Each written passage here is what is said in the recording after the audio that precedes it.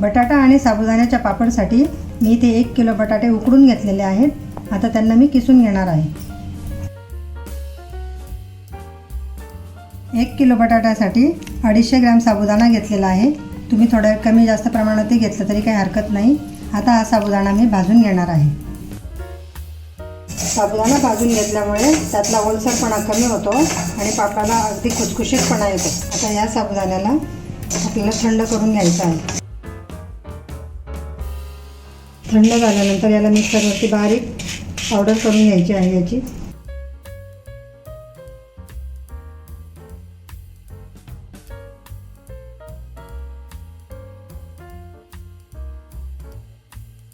आता ह्या किसलेल्या बटाट्यामध्ये आपण साबुदाण्याचे पीठ घालून घ्यायचे आहे।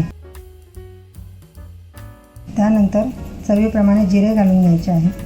चिली फ्लेक्स, आपल्याला जर आवडत असेल तर आपण चटणी टाकू शकता किंवा हिरव्या मिरचीचं बारीक वाटण पण टाकू शकता।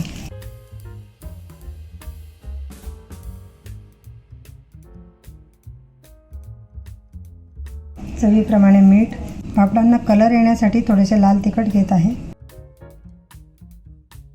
आता हे मिश्रण व्यवस्थित मिक्स करून घ्यायचे आहे। अशा प्रकारे डो बनवून घ्यायचा आहे। आपल्याला जर वाटले आपले मिश्रण पातळ आहे तर थोडे आपण साबुदाण्याचे पीठ अजून घालायचे आहे। त्यात थोडेसे तेल लावून मिश्रण एकजीव करून घ्यायचे। आता हे मिश्रण आपण अर्धा तास झाकून ठेवायचे आहे। या मिश्रणाचे मी छोटे छोटे गोळे बनवून घेतलेले आहेत।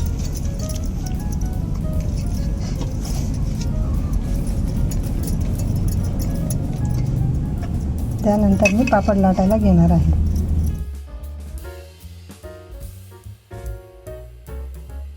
एका प्लास्टिकच्या कागदाला मी तेल लावून ग्रीस करून घेतले आहे। आता त्यावरती लाटी ठेवून पापड लाटायचा आहे।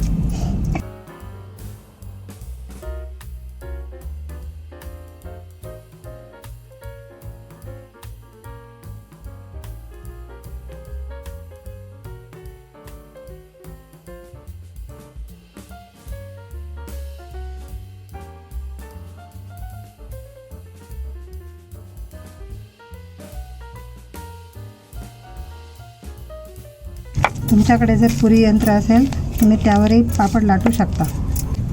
एका झाकणाच्या साहाय्याने गोलाकार कट करून घ्यायचा आहे।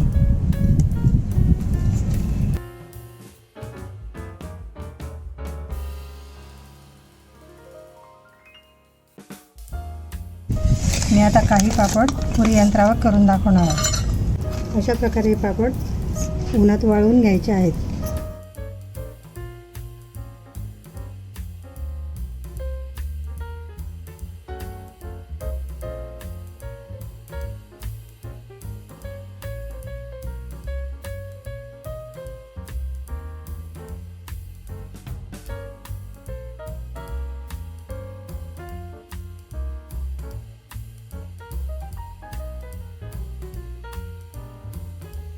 अशा प्रकारे आपले सर्व पापड बनवून तयार झालेले आहेत। तुम्ही बघू शकता किती सुंदर कलर आलेला आहे आणि तळल्यानंतर तर हा पापड अधिकच स्वादिष्ट लागतो।